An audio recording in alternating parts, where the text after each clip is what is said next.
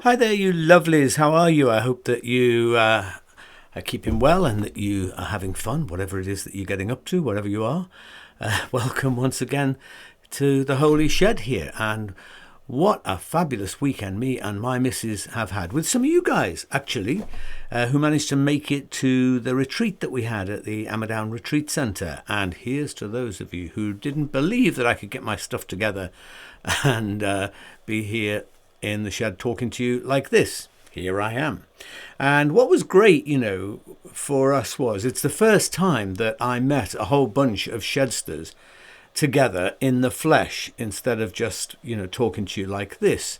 And well, it was just great. It was a lovely bunch of people, and I have to say, it's quite a while since I belly laughed quite so much as I did with you folk in the bar. And, we had some really wonderful sessions together too, didn't we? And, just a whole lot of fun. And we were extraordinarily well fed, which is why I'm going on a diet now for the rest of this week. It's also why I am completely knackered. But, I wouldn't dream of missing this, of not pulling myself together to be with you here in the shed this evening. That said, I won't be lingering any longer than I can help it, if you know what I mean. So let me go ahead and let me just chat a bit about some stuff that isn't necessarily directly from the weekend, but it's a bit of a spin-off from things that we were looking at. And our retreat was about Christ at the Round Table, which is actually the title of a book here, if I can get it the right way around to show you. It's a book called Christ at the Round Table by a man called E. Stanley Jones. It was written in the 1920s. And E. Stanley Jones was a missionary to India. But when he got there, he had a kind of a meltdown, really, when he discovered that these unenlightened heathens that he went to convert to Christ were a whole lot more enlightened than most of the people back home.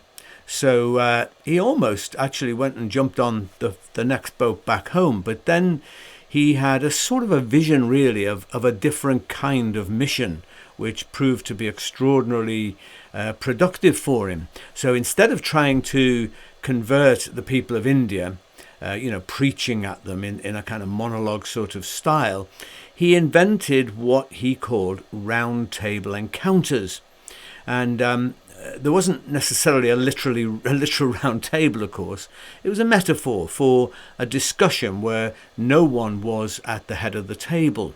So he invited people of all faiths and none to join him in a conversation about what their faith, or the lack of it, did for them, what it meant to them. And this was the only rule that they had at the round table, that there would be no talk about doctrines and dogma and beliefs as such. Just this question: what is your experience of faith or of the divine, and what does that do for you? And he said that when they talked theology and doctrine, they would invariably end up arguing. But when they talked experience, they discovered loads and loads of stuff that they had in common, and also lots of things that they could learn from each other. Because a round table conversation assumes that we've sat down there because we've got things to learn from the other person, right? As well as something that we can offer in as well. But too often we're afraid, I think, or threatened by people who are different to ourselves. A little while back at St. Luke's Church, when I was the vicar there, I concluded a wedding one day with the blessing that I regularly use here in the Holy Shed, which, as you know, begins the blessing of God, the eternal goodwill of God, the shalom and salam of God. Well, afterwards, a man approached me and he said, "I thought this was a Christian wedding. Why did you keep on mentioning other religions?" So, I don't know, for whatever reason, it seemed to trouble him that I'd mentioned, shalom and salam, and I don't know what it was that was going on in him. But ironically, another man that was there also spoke to me after the service, telling me that he was a Jewish person and that he hadn't ever been in a church before, and how surprised and delighted he was to hear his faith referenced in such a positive way. Well, my response to both men was the same. It was something like, first and foremost, we're not Christians. First and foremost, we're not Christians, Jews, Muslims, Buddhists, Hindus, or atheists. Firstly, we're human beings. We're fellow human beings. And you know what? I think in today's world, it's absolutely vital that we find ways to affirm what we share in common with people of other faiths and other cultures, not what divides us. Even though we often have to find ways to process the stuff that divides us too, but we need to do that within the deeper realization of all the incredible things that we share together in common. In my view, going forward in the 21st century, it is nothing short of essential for the future of our faith that we find a way to confidently own our tradition, but also transcend it, to not be boxed in by it, but rather to value it for what it is and then reach out from that to other people. And that's really the whole basis of roundtable discussion. It isn't sort of selling out your faith. It's coming and bringing what you have to offer, but being prepared first and foremost to listen and to receive from what others have to offer. As the wonderful album by the Manic Street Preachers is entitled, This Is My Truth, Tell Me Yours.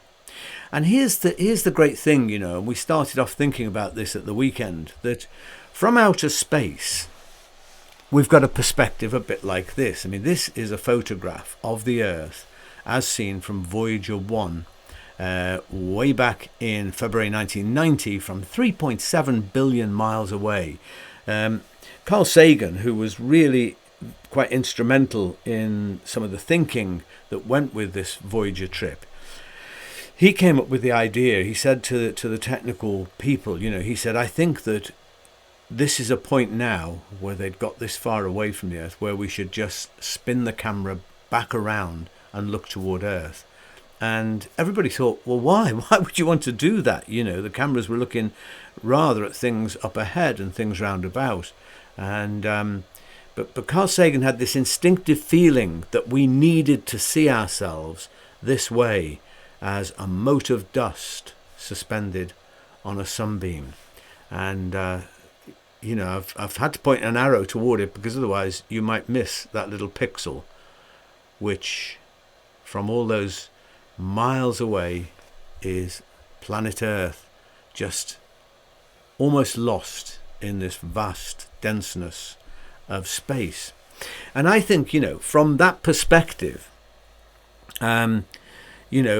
things look different on this Earth. I mean, you just have to listen to what astronauts say who've not gone that far away, but they've got outside of our atmosphere and gazed back at planet Earth from the outside.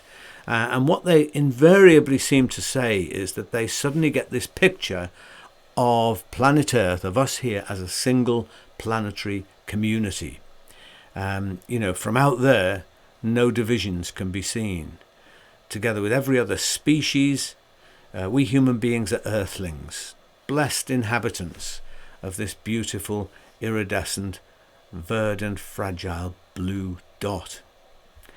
And, God is either the God of every part of this planet, albeit understood and known in a billion different ways, or else God is an insignificant tribal deity unworthy of love or admiration, let alone worship.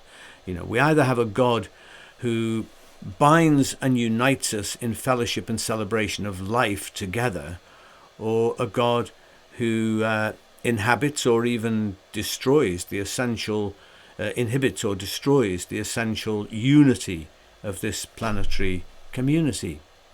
So, I don't for a moment think that all faiths should amalgamate into some kind of lowest common religious denomination, any more than I think that all birds should become one generic feathered creature. All the birds become a bird, or all artists should express themselves in a single creative style, or all ethnicities should be reduced to a solitary cultural norm. I mean, what what an awful thought it would be for any of those things to be the case. And equally, I think it's a really bad idea to think that you can just sort of, amalgamate all faiths in some lowest common denomination sort of form. I mean, look, I'm a Christian. More accurately, actually, and more preferably, I'm a follower of Jesus. I'm not ashamed or embarrassed by this, but I can't imagine my faith really as anything other than a frail and limited, though glorious, but a frail and limited means of comprehending or trying to comprehend and to know that which defies all comprehension, this great mystery of the universe. And when you look at that little tiny blue dot there, you just think, dear God, we have to have a bigger perspective than just thinking that our little life down there on that blue dot in our faith community or our ethnic community or whatever it is the be-all and end-all. In 1952, the biblical scholar and Anglican priest J.B. Phillips wrote a provocative little book for its time called Your God is Too Small. And he said the trouble with many people today is that they haven't found a God big enough for modern needs. And I think that's still more than ever deeply relevant, and the book is still a pretty decent little read. But surely, everyone's God is too small. Of course, everyone's God is too small. The difference is that some of us know that this is the case. We may strain with every mental and spiritual muscle of our being to expand our vision of God. But, our God, my God, will always be far too small because, I can't ever possibly comprehend even a fraction of what that word God means. The pursuit of God must of necessity, therefore, be a path of constant humility, but also of constant deconstruction of our notions and categories of divinity. And without that, we will really basically worship idols of our own making. In an incredible poem called A Footnote to All Prayers, C.S. Lewis says this. He said, all men, he used that language at the time, but all people are idolaters, crying unheard to a deaf idol, if you take them at their word. Take not, O Lord, he says, take not, O Lord, our literal sense. Lord, in thy great unbroken speech, our limping metaphor translate. And that's really all we have, a limping metaphors to try to express or comprehend the vastness of what it is that we are seeking after and trying to experience. In other words, all God talk is basically deceptive and misleading if we treat it as literally true. That's basically what Lewis is saying. God can't be contained in words, ideas, or human imagination. And it's interesting, but the Islamic proclamation, Allah Akbar, doesn't simply mean God is great, which is usually translated as. It literally means God is greater. Isn't that good? I really love that. Not God is great, but God is greater. God is always greater, always greater. Now, Martin Buber, the great Jewish philosopher of the 20th century, in a little seminal book that he wrote called I and Thou, he sets out the idea that we relate to people in one of two modes, which you see here. And he talked about I and thou. I've sort of turned it into I and you to make it a little bit more modern.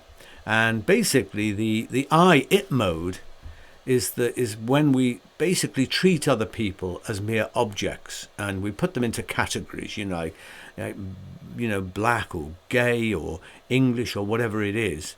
And basically they become mere objects, a means to our own end. And so that's one way, and it's amazing how much that operates in our world, in our society, that people end up feeling that they've been reduced to its.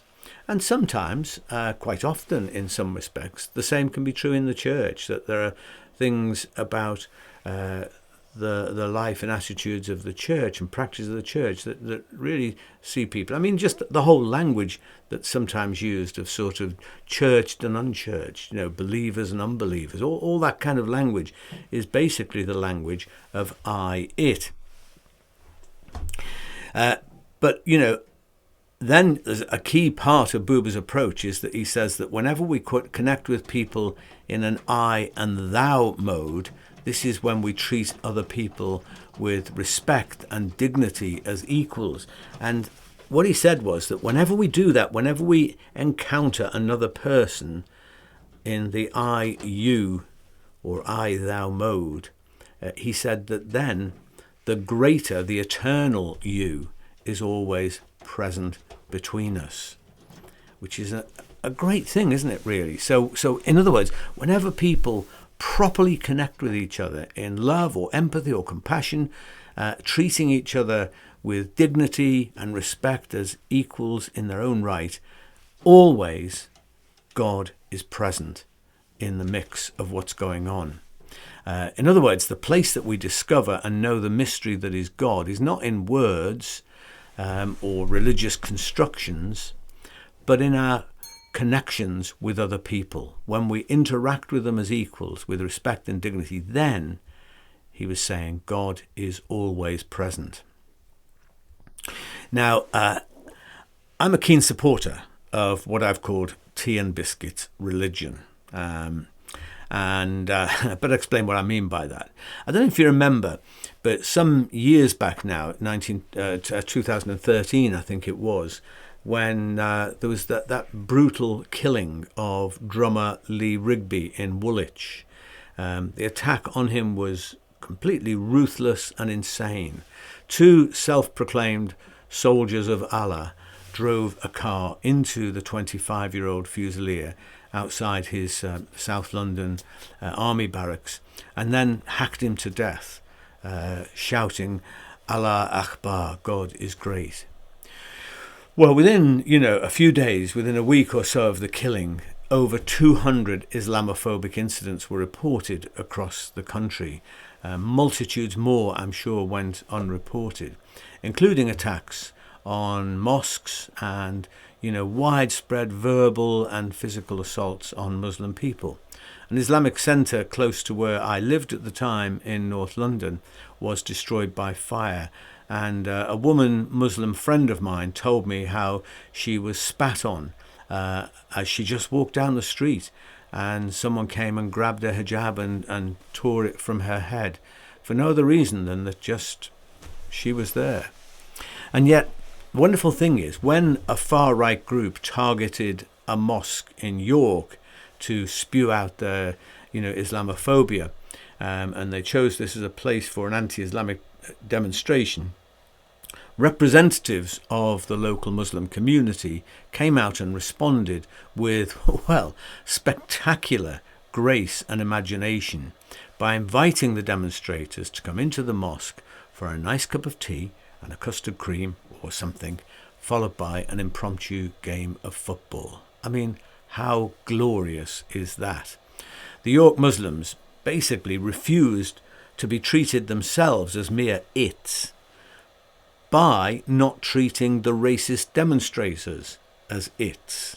Because once you begin that cycle, it just kind of is self-perpetuating.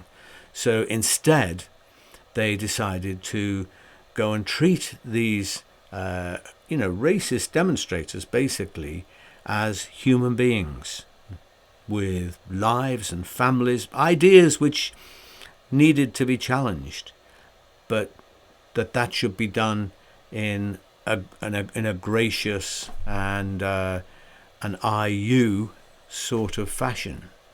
Martin Buber's God, also the God of Jesus, who said, treat others as you wish to be treated, is the God that I find I can believe in.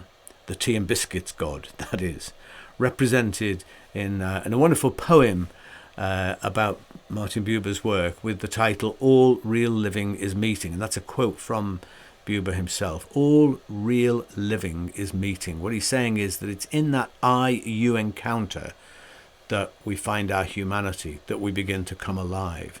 And the opposite is also true, that as we go down the road of merely connecting at the level of I, it, then we lose our own humanity. We seek to truly be alive and come alive. Just a little bit like the two men who passed the wounded man in the story of the Good Samaritan. They left him bleeding at the side of the road without even a care. He wasn't a person. He was just this it. He was, he's that guy just lying on the road there. And so they carried on. And as we saw in the picture of Van Gogh's portrayal of this, in the picture, they were just going off into the distance, becoming more and more grey and almost, you might say, moving into non-existence, really. Whereas the man, the Samaritan who was helping the other man onto the horse in Van Gogh's portrayal is this beautiful kind of vividly coloured person who's coming more and more alive through what he's doing. All real living is meeting, and by meeting we're meaning in an I-you equal human encounter. And so this is the poem, which I think is rather wonderful. Yahweh, Jesus, Allah, God, I do not suppose you are very tied to titles. You seem to revel more in creating and loving than arguing like we do. You are beyond any name, beyond this group or that, beyond ideas or any ability to control you by definitions. You are the utterly free one. You are the eternal I that allows me to be a thou, a you, whenever we meet. You are the speaker. I am the spoken. So love must be your name, which is always beyond words. Lovely, lovely poem. You see, friends, this vision of God as the often unspoken or unrecognized one between us, the presence between us when we connect with people with respect and dignity, this vision of God as a source of unity and friendship, is the round table kind of God, the tea and biscuits God. This God is what I believe our world desperately needs at this time as never before. What the technological age has brought us and produced is often described as a global village, but I think the more you look at it, that global village is fast turning into global tribal ghettos, gated communities, if you will, walled subcultures huddled together, fearful of the outsider who's perceived as a threat to their security, to our security and identity. And this needs to change.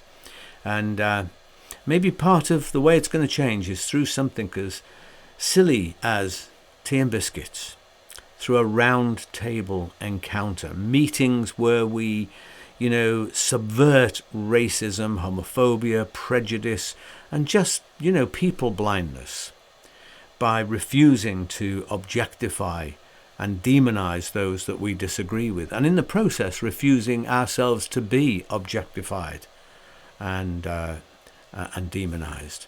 There's a website called Love Has No Labels, which we looked at this weekend. It's a lovely website that encourages conversations between people who may not see eye to eye and who may not otherwise actually encounter each other. They may avoid each other. And one of the examples of it is a Trump supporter, a guy called Joseph, who encounters a woman called Amina at a kind of anti-Trump rally where she was. And the two of them were together, and Joseph was wearing one of those red hats, that said "Make America Great Again," and that's the backdrop. So take a little look at this video, listen to this conversation. I think it's really rather wonderful. I noticed you with the hat, Mhm. and I noticed that you were surrounded by some people, and I noticed that they were being kind of threatening, and then somebody snatched your hat off your head. And that's the point where something kind of snapped inside me because I wear a Muslim hijab, and I've been in situations where people have tried to snatch it off my head. Wow. And I rushed towards you and I just started screaming, "Leave him alone, give me that back." I don't think we could be any further apart as people, and yet it was just kind of like this common, that's not okay moment. You are genuinely the only Muslim person I know. It's not that I've actively avoided, it's just, Yeah. I've just never been in the position where I can interact Mhm. for an extended period of time. So I guess my views on the Muslim community have been influenced by a lot of the news articles and things of that nature. I feel like a lot of times in the media, you don't see the normal Muslim, the one that listens to classic rock like I do. You don't meet that Muslim. Can you tell me about where you grew up? What was that part of your life like? So I was born in Baghdad, in Iraq. I moved to the US when I was 10 years old. Okay. Being a Muslim girl, I stood out in almost every single way that you can in middle school, the worst time to stand out. What about you? How was it like when you grew up? I was homeschooled, Mm-hmm. so it was a vastly different experience socially. I didn't have, I guess, as many friends as most people would. I only went to public school 1 year of my life, and I got in 3 fights, and I lost all of them.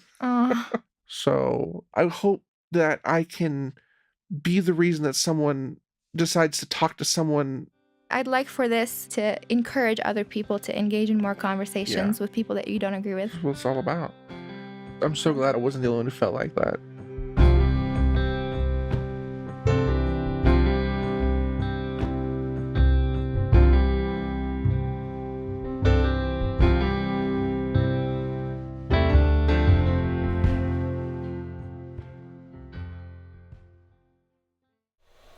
Wow, isn't that wonderful? It's incredible. I mean, and that's a real conversation that we were hearing there. It's just incredible when, people stop just looking at each other as these kind of stereotypes that they don't understand and don't have much in common with or anything in common with. And so they're just sort of, looking daggers at each other, and they begin to sort of actually touch the humanity of the other person. And all of that came out of a little bit of kindness and civility, and the whole situation is changed, which I think is amazing. Well, look, I think the Sati is calling me to go and get my feet up and watch a little bit of TV, and so let's have a prayer. God of strangers and friends, refuge for tired feet and aching hearts, we remember before you those who have no home, and those driven from their homes by violence, hatred and prejudice. We thank you for our brother Jesus, one who walked the path of rejection, yet died with unrelenting love in his heart, even for those who caused his suffering, and who triumphed over death in defiant hope of a better world where outcasts are welcomed and refugees in body or soul discover a safe place to land and flourish. Boldly we take our place at your table, where all are welcome and no one is turned away, no matter who we are or who we've been, no matter what our confusions or how deep our doubts. We thank you that Jesus Christ revealed you to be a God of boundless generosity who calls us to live kindly and courageously, even in the face of darkness and despair. And so we eat bread and drink wine, toasting life and love, and taking nourishment for our journey into the depth of the world to shine as beacons of a different way. Amen. Okay, well, there's just time for one more thing. Well, maybe a couple, but there's time for one more thing, particularly, which is to toast life. And it was pointed out to me this weekend that I had at one stage said that when I pour the whiskey into here, there's already some water in there. but probably I should emphasize it again, lest you think that I'm overdoing it. So that's how I drink whiskey, actually, with a little drop of wine. So if you've got a drink, grab hold of it now, hold it in your hand, and let me propose a toast. Join me in this. This is a toast to diversity, because the world's full of it, isn't it? A toast to diversity, a toast to people who willingly challenge prejudice and narrow-mindedness, but never forget to do it in a spirit of love and compassion, because you know what? We've all lost our way in some way or other at one time or another. So it's a toast to round tables, to honest, empathetic encounters with people different to ourselves. A toast to tea and biscuits religion. Amen. Long may it keep the kettle boiling. So join me, dear friends, in saying to life, L'chaim.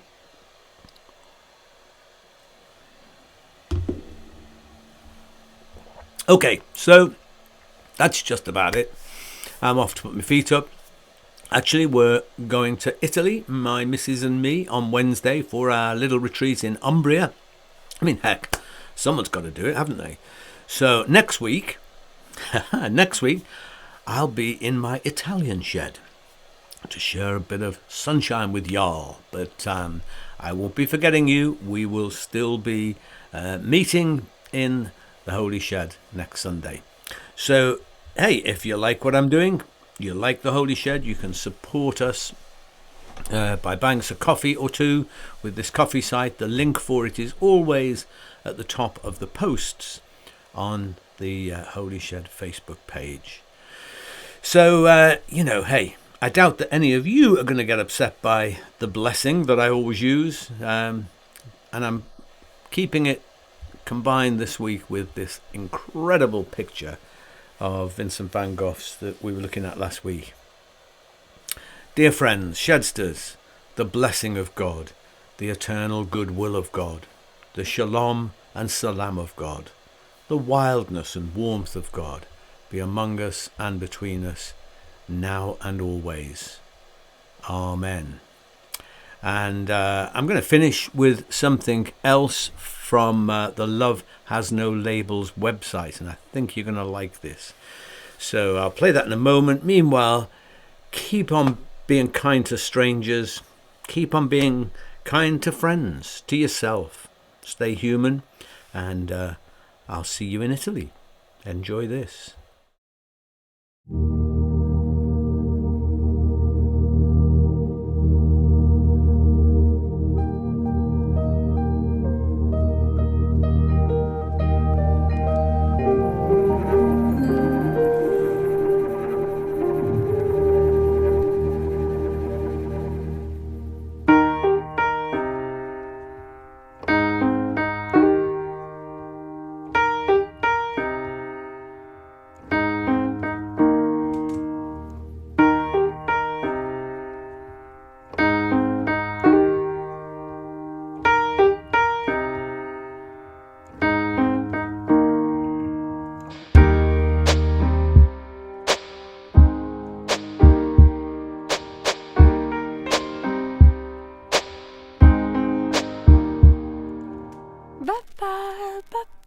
And I can't change,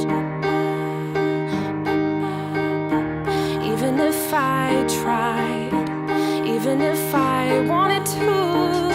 And I can't change, even if I tried, even if I wanted to. My love, my love, my love, she keeps me warm. She keeps me warm. She keeps me warm. She keeps me warm.